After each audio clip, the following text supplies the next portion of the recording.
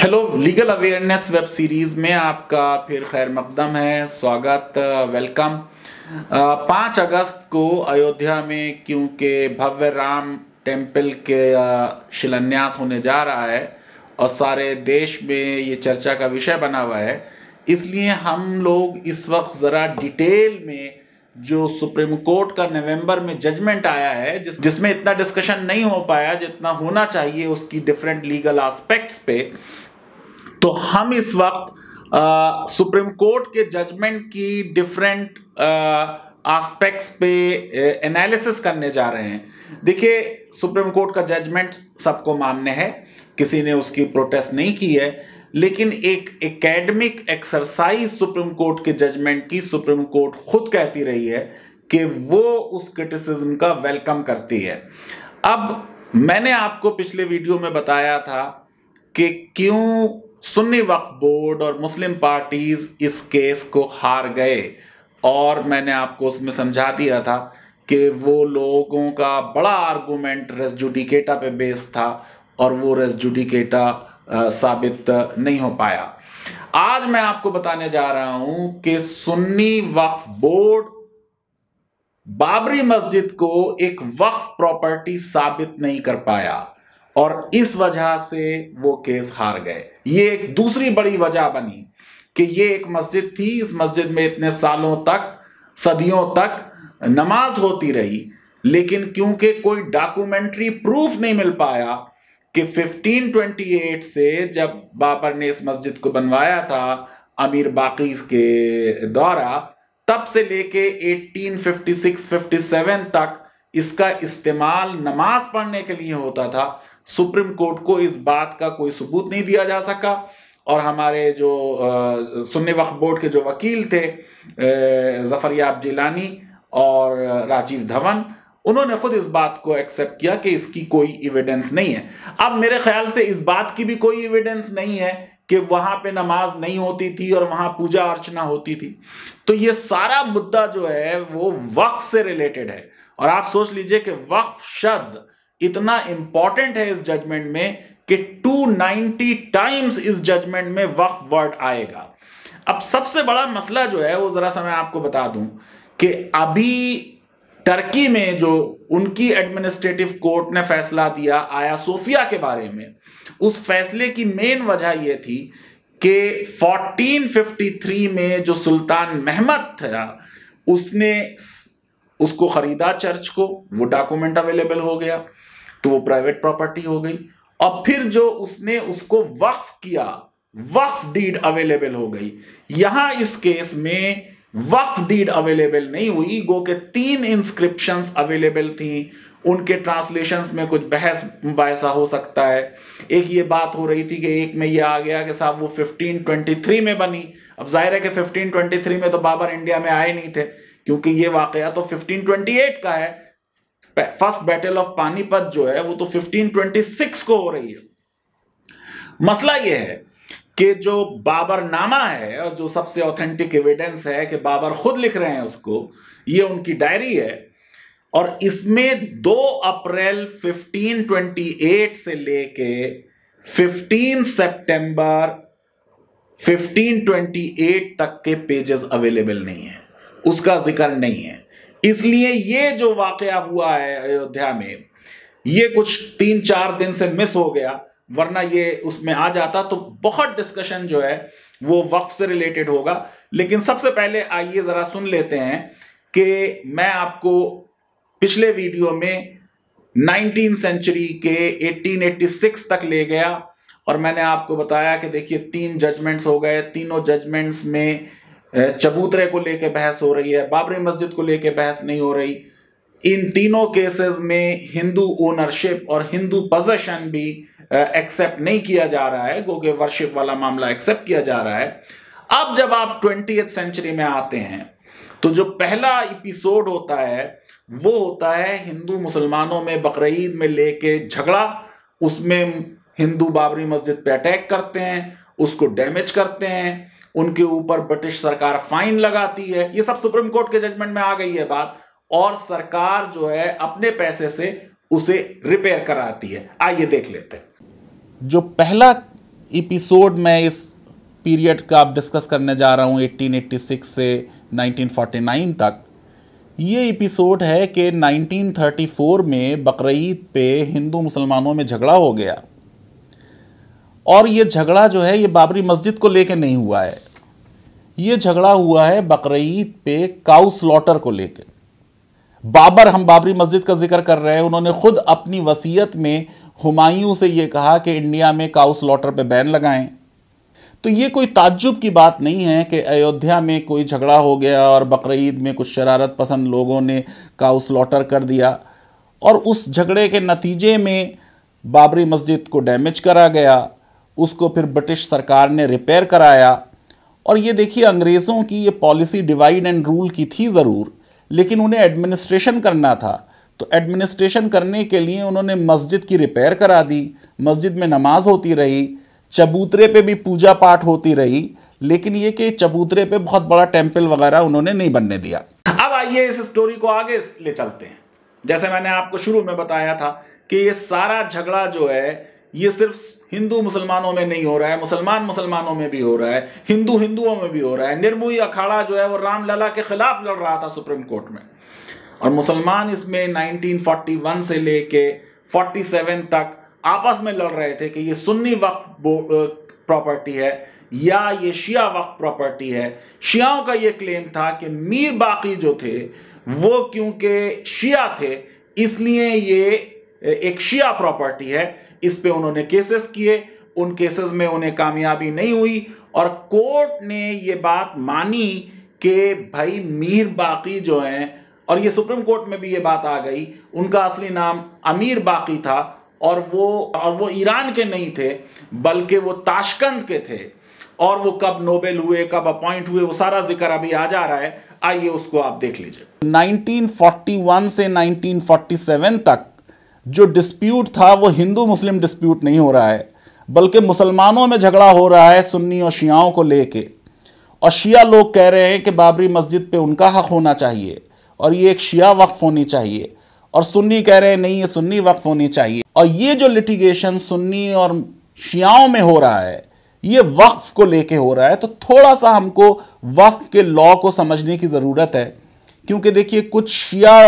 हजरात जो है वो सुप्रीम कोर्ट में भी हैं, उन्होंने 30 अगस्त को आर्गू भी किया और ये कहा कि साहब हम तो अपना क्लेम छोड़े दे रहे हैं हिंदूज के लिए और यहाँ पे आप टेम्पल बना लीजिए। क्या वो रियली ये कर सकते हैं? क्या उनको इस तरीके का कोई हक है? इसकी बात मुझे करनी है, इसलिए मैं थोड़ा सा आपको वक्फ लॉ के बारे में ब्रीफली बता दूं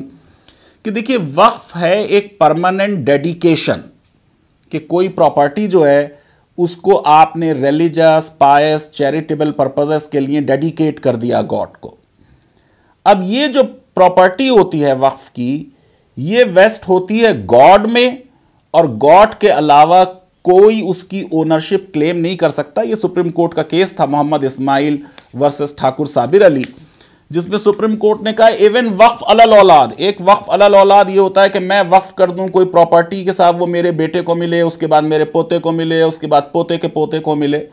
इसमें भी प्रॉपर्टी का ओनर नहीं बनते हैं, बल्कि जो उसका यूसुफ्रक्ट है सिर्फ उसी को आप यूज कर सकते हैं, क्योंकि एक बार प्रॉपर्टी अगर वक्फ हो गई तो उसकी ओनरशिप हो जाती है गॉड की। वक्फ इर्रिवोकेबल होता है, एक बार अगर वक्फ हो गया तो वो दोबारा रिवोक नहीं किया जा सकता। जो वाकिफ है, जिसने वक्फ किया है, उसको भी ये हक नहीं है कि वो प्रॉपर्टी वापस ले ले। अब आप ये देखिए कि क्योंकि वक्फ गॉड की प्रॉपर्टी है, इसलिए किसी इंसान को ये राइट नहीं है कि वो वक्फ की प्रॉपर्टी को बेच दे या वक्फ की प्रॉपर्टी पे अपना क्लेम गिव अप कर दे। बड़ी बड़ी जो प्रॉपर्टीज आप अक्सर देखते हैं वो वक्फ के लैंड पे है। ओबराय होटल दिल्ली का जो है वो वक्फ के लैंड पे है,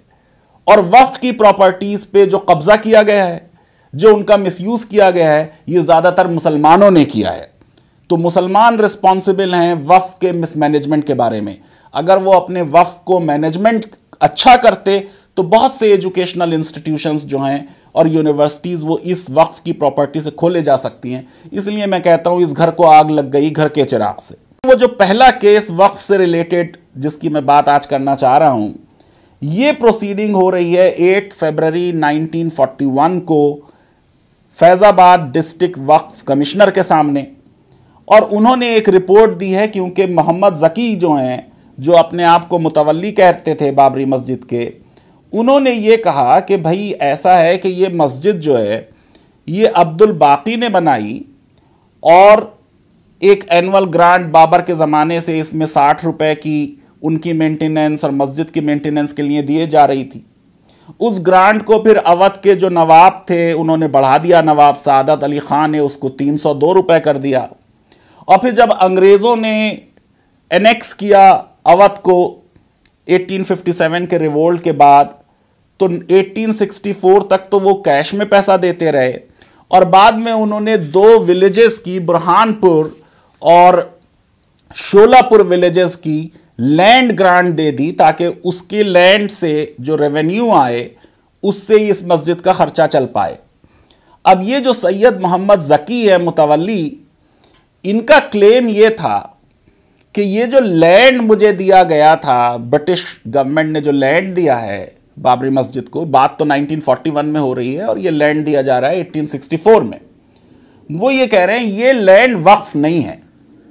ये मेरी मेंटेनेंस के लिए है, ये बाबरी मस्जिद की मेंटेनेंस के लिए नहीं है। देखिए इसमें लेसन है कि अक्सर जो हमारे रिलीजियस लीडर्स हैं या मंदिरों के पुजारी या मस्जिदों के इमाम या इवन क्रिश्चियन चर्च के इंचार्जेस, ये अपने सेल्फ इंटरेस्ट को रिलीजियस इंटरेस्ट से ऊपर रखते हैं, और क्योंकि लोग इनकी बात सुनते हैं इसलिए हम लोग उनकी नरेटिव एक्सेप्ट कर लेते हैं, और मजहब के नाम पे लोगों में डिवीज़न किया जाता है और उन्हें लड़ाया जाता है। इन्होंने ये भी क्लेम किया कि साहब ये क्योंकि ब्रिटिश गवर्नमेंट ने लैंड दिया है, और ब्रिटिश गवर्नमेंट तो मुसलमान नहीं थी, तो ये वक्फ हो नहीं सकता। अब इन्हें नहीं मालूम कि नॉन मुस्लिम भी वक्फ कर सकता है। Patna high court, Madras high court, Nagpur high court ने ये बात कही कि नॉन मुस्लिम वक्फ कर सकते हैं, और कमिश्नर ने अपने ऑर्डर में ये लिख दिया, वक्फ कमिश्नर ने इनके इस केस में, कि ब्रिटिश गवर्नमेंट ने कोई नई चीज़ नहीं की थी। जो मुगलों के ज़माने से सरकार करती चली आ रही थी,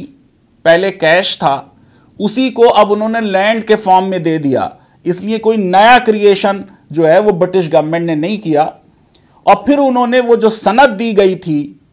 उसको कोट किया कि उसमें साफ तौर से ये लिखा हुआ है कि ये जो ऑब्जेक्ट ऑफ ये वक्फ है ये है मेंटेनेंस ऑफ मॉस्क।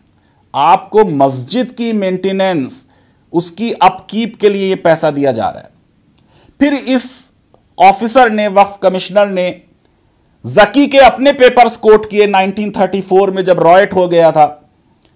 तब भी इन्होंने अपने आप को मुतवल्ली कहा, और 1925 में इन्होंने जो अपने अकाउंट्स दिए तहसीलदार कोर्ट में, उसको भी वक्फ कमिश्नर ने मेंशन किया कि साहब जो लैंड ग्रांट से इन्हें पैसा मिला उससे मस्जिद की मेंटेनेंस की गई,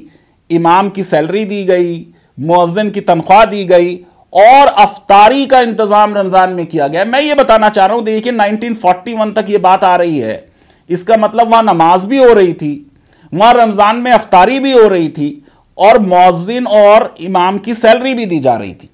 गो के बाद में कुछ आएगी कि कुछ कुछ इमाम की सैलरी नहीं दी गई, बहुत दिन से पेंडिंग थी, वो मैं अभी आपको बताऊंगा। और इस वक्फ कमिश्नर ने यह भी रिकॉर्ड किया कि ये जो मुतवल्ली हैं ज़की, ये शिया हैं, लेकिन बाबर सुन्नी था, और मीर बाकी का क्या सेक्ट था इसके बारे में कोई मुस्तनद इंफॉर्मेशन नहीं है। लेकिन उन्होंने ये रिकॉर्ड किया अपने ऑर्डर में कि अब्दुल गफूर जो कि पेश इमाम थे, उन्होंने ये कहा कि भाई ये जो मोहम्मद ज़की हैं, इनके जो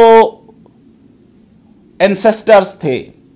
इनके जो पूर्वज थे, वो सब सुन्नी थे, लेकिन बाद में जब शिया नवाब होने लगे तो उनमें से कोई शिया हो गया। और ये भी उन्होंने कहा 11 साल से मुझे तनख्वाह नहीं मिली है, और एक प्रोनोट भी कोट किया ज़की साहब का जिसमें उन्होंने वादा किया था कि भाई ये हम आपकी तनख्वाह दे देंगे। और आखिर में ये भी लिख दिया कि ये जो ज़की हैं ये अफीमची हैं, ओपियम एडिक्ट है, और ये अनफिट है मुतवल्ली होने के लिए, इसलिए इनको मुतवल्ली की पोस्ट से हटा दिया जाए। अब मैं दूसरी सेकंड प्रोसीडिंग जो है ये भी वक्फ से रिलेटेड है, ये भी सुन्नी और मुस्लिम्स का झगड़ा है, हिंदू मुस्लिम झगड़ा नहीं हो रहा है। ये जजमेंट है फैज़ाबाद सिविल जज का, मार्च 30, 1946 में। अब यहां क्लेम फिर शिया हजरात ये कर रहे हैं कि भाई देखिए ऐसा है कि 1936 में जो यूपी मुस्लिम वक्फ एक्ट बना, उसके तहत बाबरी मस्जिद को सुन्नी वक्फ प्रॉपर्टी में इंक्लूड कर लिया गया, लेकिन ये जो इसके मुतवल्ली थे मीर बाकी की फैमिली वाले, वो शिया थे, तो ये सुन्नी प्रॉपर्टी में जो सुन्नी वक्फ बोर्ड में इसको इंक्लूड किया गया, ये मुनासिब नहीं है और इसके अगेंस्ट वो गए अदालत में। ये केस है Shia central board versus Sunni central board. अब जो तीसरी चीज मैं आज के वीडियो में आपसे बात करने जा रहा हूं वो ये कि हाई कोर्ट का जो जजमेंट है उसमें जस्टिस सुधीर अग्रवाल ने ये बात बहुत एम्फेसाइज की, आपको मालूम है 10,000 पेज का जजमेंट है, कि जो क्रिटिकल पार्ट है इस पूरी स्टोरी का वो ये है कि 1528 से 1886-87 तक की कोई एविडेंस मुसलमान नहीं दे पाए कि वो इस मस्जिद में नमाज पढ़ते थे। अब मेरी बात ये समझ में नहीं आई, सुप्रीम कोर्ट ने भी इसी बात को मान लिया कि भाई अगर मुसलमान 1528 जब यहां मुगल रूल एम्पायर शुरू हो गया और उसके बाद हुमायूं और अकबर और औरंगजेब और शाहजहां और जहांगीर, ये सब बड़े बड़े रूलर्स थे, इनके जमाने में तो वो मस्जिद जो मुगल एम्पायर के फाउंडर ने बनाई थी मीर बाकी की से कह के, उसमें नमाज नहीं हो रही थी। और अचानक 1857 में जब मुगल एम्पायर खत्म हो गया और मुगलों का पतन हो गया, वो उस मस्जिद में जाके अब कहने लगे हमें नमाज पढ़ाओ। मुझे लगता है इसमें कहीं ना कहीं एक बहुत बड़ा गैप है और कोई फ्लॉ है इस थीसिस में। आप जरा सोचिए कि बाबर ने 60 रुपए की ग्रांट दी है मस्जिद की मेंटेनेंस के लिए। अगर वहां नमाज नहीं हो रही थी तो बाबर क्यों ग्रांट देंगे? फिर नवाब सादत अली खान ने, जब अवध में नवाबी चल रही है, उन्होंने इसको बढ़ा के 302 रुपए कर दिया। और फिर अंग्रेजों ने 1864 तक कैश में ये पैसा दिया और उसके बाद 2 विलेजेस दे दिए, बुरहानपुर और शोलापुर, कि उनके इस लैंड से मस्जिद की मेंटेनेंस हो जाएगी और ये जो केस होगा अब शियाओं में और सुन्नियों में, उसमें जो जकी हैं मुतवल्ली, वो ये कह रहे हैं कि ये जो 2 गांव दिए गए हैं ये मस्जिद की मेंटेनेंस के लिए नहीं है बल्कि ये मेरे लिए हैं। और ये चीज जो है ये वक्फ कमिश्नर नहीं मानता और वक्फ कमिश्नर ये भी कहता है कि हमने कोई नया काम नहीं किया अंग्रेजों ने, जो ये पुरानी मुगलों के जमाने से चली आ रही थी बात, वही बात जो है उसकी कंटिन्यूएंस है। और आप ये देखिए कि ये बात आ गई कि भाई ये जकी शिया हैं और उनके एंसेस्टर्स शिया हैं, इसलिए यहाँ भी लिख दिया कि ये जकी अच्छे आदमी नहीं है, ये अफीमची हैं, इन्हें मुतवल्ली के उससे हटा देना चाहिए। मगर आप ज़रा सा इस बात पे गौर कीजिए कि ये जो इंस्क्रिप्शंस हैं इनको टोटली और खसरा खतौनी जो है उनको ना मानना कहाँ तक सही है। खसरा जो 1931 तक की है उसमें प्लॉट नंबर 583 मस्जिद वक्फ अहदे शाही यानी मुगल एम्पायर की बात हो रही है और उसका मैं जुमला पढ़ देता हूं, मस्जिद पुख्ता वक्फ अहदे शाही अंदर सहन मस्जिद एक चबूतरा जो जन्म स्थान के नाम से मशहूर है। तो ये सारी जो चीजें हैं ये इसमें मौजूद हैं। फिर ये दोबारा झगड़ा होता है शियाओं का और सुन्नियों का। अब जो शिया वक्फ बोर्ड है वो जा रहा है सुन्नी वक्फ बोर्ड के खिलाफ और वो ये कह रहा है कि ये जो सुन्नी वक्फ बोर्ड एक्ट है 1936 का, इसके तहत बाबरी मस्जिद को एक सुन्नी वक्फ प्रॉपर्टी मान लिया गया है और ये बात सही नहीं है। और इस पे भी अदालत ने फैसला दिया कि चाहे मीर बाकी जो हैं वो शिया भी हों,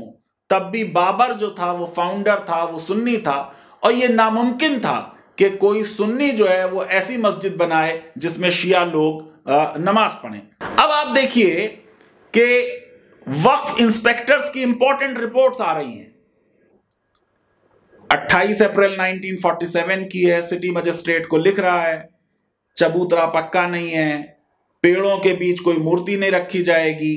पुजारी लोग मस्जिद में जो लोग नमाज पढ़ने जाएंगे उनको ऑब्स्ट्रैक्ट नहीं करेंगे। और उसने ये लिखा कि महंत इस बात पे राजी हो गए, यानी आपस में दोनों में कंप्रोमाइज कर दिया कि तुम चबूतरे पे बाहर पूजा अर्चना कर लो, हम मस्जिद में अंदर नमाज पढ़ लेंगे। फिर वक्फ इंस्पेक्टर की 10 दिसंबर 1948 की रिपोर्ट है, उसमें भी वो ये कह रहा है कि हिंदू लोग परेशान करते हैं, मस्जिद को खतरा है और मस्जिद एक वक्फ प्रॉपर्टी है। अब दोबारा से चबूतरा का डिस्कशन शुरू हो जा रहा है। 28 अप्रैल 1947 को सिटी मजिस्ट्रेट फैजाबाद का एक हैंड रिटन ऑर्डर है।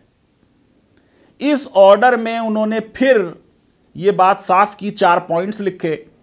कि साहब प्लेटफॉर्म जो है, ये प्लेटफॉर्म वही है चबूतरा, राम चबूतरा, जिसका हमने आपको स्केच भी दिखाया था, इसको पक्का नहीं बनाया जाएगा, ना कि पेड़ों के नीचे मूर्तियां रखी जाएंगी, जो आयरन डोर है मस्जिद का फेसिंग ईस्ट वो ब्लॉक नहीं किया जाएगा, और पुजारी कोई ऑब्स्ट्रक्शन नहीं करेंगे, और जो लोग मस्जिद में प्रेयर कर रहे हैं उन्हें करने दिया जाएगा। छप्पर of the east of the mosque and north of the outer gate extend नहीं किया जाएगा without the permission of the city magistrate. और उन्होंने ये भी कही कि भाई ये सारी चीज़ें जो हम कर रहे हैं इसमें हिंदू मुस्लिम्स का एग्रीमेंट हो गया और महंत को कोई ऑब्जेक्शन नहीं है। दिसंबर 1948 की एक रिपोर्ट है, 10 दिसंबर की, उसमें वक्फ इंस्पेक्टर ने लिखा कि साहब हिंदूज जो हैं वो दिन में रामायण नहीं पढ़ते हैं, रात में अगर कोई मुसलमान मस्जिद में रुकना चाहता है तो हिंदू उसको परेशान करते हैं। और यह भी वक्फ इंस्पेक्टर ने 10 दिसंबर 1948 को रिकॉर्ड कर दिया कि उसको लोगों ने बताया there is a danger to the मस्जिद from Hindus and the wall of it. अब ये रिपोर्ट जो है, ये रिपोर्ट उसने लॉन्च की है डिप्टी कमिश्नर फैजाबाद से, और उसमें उसने आखिर में लिखा है कि जो लोग नमाज पढ़ने आ रहे हैं उनको परेशान ना किया जाए, क्योंकि मस्जिद वक्फ प्रॉपर्टी है और इसका तहफ़्फ़ुज़ किया जाए, इसे प्रोटेक्ट किया जाए। अब ये सुप्रीम कोर्ट ने बात नहीं मानी, ना इन रिपोर्ट्स को कोई कंक्लूसिव प्रूफ माना। मेरी ये बात समझ में नहीं आई कि जब कोर्ट इस बात पे इंसिस्ट कर रही है कि कोई डेडिकेशन नहीं है, अब डेडिकेशन नहीं है, लेकिन अंग्रेज किसी ग्रांट को तभी शुरू करते जब वो ग्रांट्स पहले से चल रही होती। ये मान लेना कि ये अंग्रेजों ने एक नई ग्रांट शुरू की थी, ये रिकॉर्ड से नहीं आता, क्योंकि रिकॉर्ड पे ये लिखा हुआ है कि ये पहले से चला आ रहा है। रजिस्टर मफियाब गवर्नमेंट का ऑर्डर 13 मार्च 1860 का, जून 29 1860 का, जनवरी 29 1860 का, और उसमें लिखे हुए आ रहा है कि बाबर जो है वो उसका डोनर है, और ये मस्जिद में ये ग्रांट तभी तक मिलेगी जब तक इसमें मुसलमान सही कंडक्ट रखेंगे और प्रॉपरली मेंटेन रखेंगे। लेकिन हाई कोर्ट ने इस केस में ये कहा कि इन ग्रांट से भी ये पता चलता है कि सरकार कोई फाइनेंशियल असिस्टेंस दे रही थी, लेकिन इसका मतलब ये नहीं है कि इसमें नमाज हो रही थी। लेकिन सारी रिपोर्ट्स जो आप वक्फ इंस्पेक्टर्स की देख रहे हैं उनमें साफ तौर से, और यूपी गवर्नमेंट में 1949 में यही कहेगी कि ये मस्जिद है और इसमें नमाज होती है। और आप देख लीजिए कि अगस्त 25 1863 में secretary to chief commissioner of Awadh वो ये कहता है कि साहब ये जो ग्रांट दी जा रही है ये इन परपिचुटी दी जा रही है, और फिर वो जन्म स्थान मॉस्क का नाम लेता है। मैं इसमें ये समझता हूं कि सुप्रीम कोर्ट ने बहुत डिटेल डिस्कशन किया कि अच्छा चलो डीड नहीं है तो वक्फ बाय यूजर मान लेंगे, लेकिन वक्फ बाय यूजर जब होगी जब किसी प्रॉपर्टी को आप बहुत लंबे समय से यूज कर रहे हो। उन्होंने कहा कि प्रीवी काउंसिल ने मखदूम हसन बख्श के केस में और सुप्रीम कोर्ट ने फकीर मोहम्मद के केस में वक्फ बाय यूजर मान लिया कि कहीं पे डेडिकेशन नहीं है, एक प्रॉपर्टी वक्फ है, आपने कुछ और प्रॉपर्टी आसपास की भी इस्तेमाल कर रहे हैं, कोई कब्रिस्तान का हिस्सा है, वहां कब्रिस्तान नहीं है लेकिन उसको आप इस्तेमाल कर रहे हैं तो वो आपकी वक्फ मान ली जाएगी। लेकिन उन्होंने ये कहा कि वक्फ बाय यूजर भी साबित नहीं हो पाया, और क्योंकि वक्फ बाय यूजर भी मुसलमान साबित नहीं कर पाए, यानी कि मुसलमान इस मस्जिद में 1528 से 1856-57 तक नमाज पढ़ रहे थे, यह साबित ना करने की वजह से मुसलमान ये केस हार गए। और सुप्रीम कोर्ट ने यह बात कही कि ये जो 1856-57 में दंगा हुआ और उसमें एक आयरन रेलिंग बन गई, इससे प्रोप्राइटी राइट डिसाइड नहीं हुआ, बल्कि यह हुआ कि भाई झगड़ा आपस में ना हो। और यह भी बात कोर्ट ने कही कि ये सारी प्रॉपर्टी को वक्फ मान के कंपोजिट प्रॉपर्टी नहीं माना जाता। यही मैं समझता हूं कि इस केस में जो जजमेंट है सुप्रीम कोर्ट का, सबसे वीक पॉइंट ये बन गया। ये अगर बात मुसलमान साबित नहीं कर पाए कि वो यहां पे नमाज पढ़ रहे थे इस पीरियड के लिए, तो हिंदूज भी ये साबित नहीं कर पाए कि वो पूरी प्रॉपर्टी के एक्सक्लूसिव पोजेशन में थे। अगर हिंदूज भी एक्सक्लूसिव पोजेशन में नहीं थे और मुस्लिम्स भी एक्सक्लूसिव पोजेशन में नहीं थे, तब एक पार्टी को एक्सक्लूसिव ओनरशिप दे देना जो है वो जरा सा एक क्वेश्चंस रेस करता है। उसके बारे में जो क्रिटिक्स हैं वो क्रिटिसिज्म कर सकते हैं। लीगल अवेयरनेस वेब सीरीज आपको पसंद आती है तो मेरी रिक्वेस्ट है कि आप हमारे इस वीडियो को वाइडली शेयर करें, हमारे चैनल को सब्सक्राइब करें और बेल आइकन जरूर क्लिक करें। बहुत बहुत शुक्रिया, धन्यवाद, थैंक यू वेरी मच।